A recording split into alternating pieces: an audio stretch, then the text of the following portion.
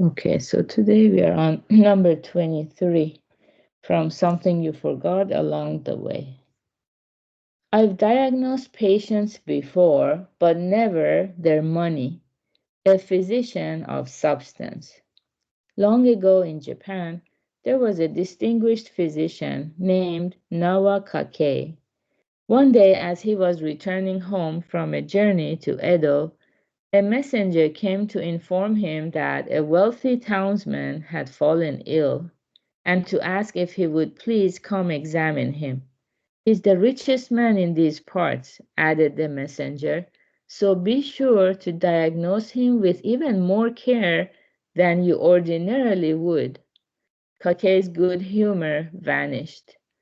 When you first asked me to look at him, I was prepared to do so right away, he said, but I no longer have the slightest inclination to do so. Please convey my regret to the patient. But why? It's simple. I was prepared to offer my services to a sick man.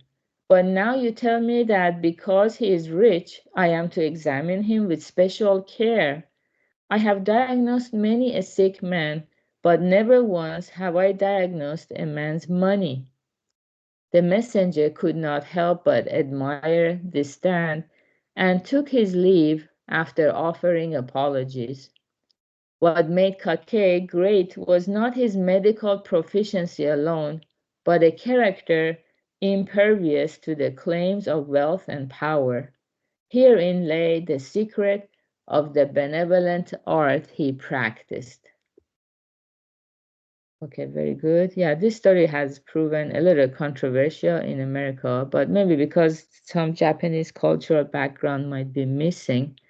Um, yeah, long time ago, so there were small villages and just one or two doctors in the village. And yeah, people who have a lot of wealth, they feel they can buy their way into something or they can get something through their money. So they can develop some kind of arrogance and they're not aware of this conceited mind.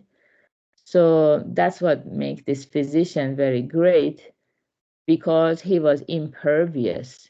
Nothing can get through him to break that sense of integrity, his principles. He lived by principles, by the law of cause and effect, and the truthfulness of karma, instead of making his desires his point of reference. If we listen to our desires, in that moment, if a wealthy person asks us something for a favor, and our desires tell us, oh, yeah, if I listen, I will get more money and maybe that's good for me. So we get swept away in this way. So this is a training of the mind on a daily basis. How much do we live by principles and how much do we live just fulfilling our desires? Yeah, this recitation meditation is a very good chance for us to be here, live by the principle, because we know when we meditate daily, our state of mind is in a better place than when we don't meditate. Even if our desire might have told us, oh, it's Saturday morning, I want to sleep a little bit longer. Yeah, so the desire keeps saying these things to us, and it's easy to kind of get defeated because that's the power of our unconscious mind, all these blind passions. But living for the principles, it yeah, it makes our art, whatever art we practice, more and more benevolent, and it brings us happiness and other people happiness too. Yeah, so there is more to it. Maybe we can explore in the meetup. So good job, everyone, for being here, practicing together. We're going to have our advanced happiness class at 10 a.m. Pacific. And also it's a webinar day today.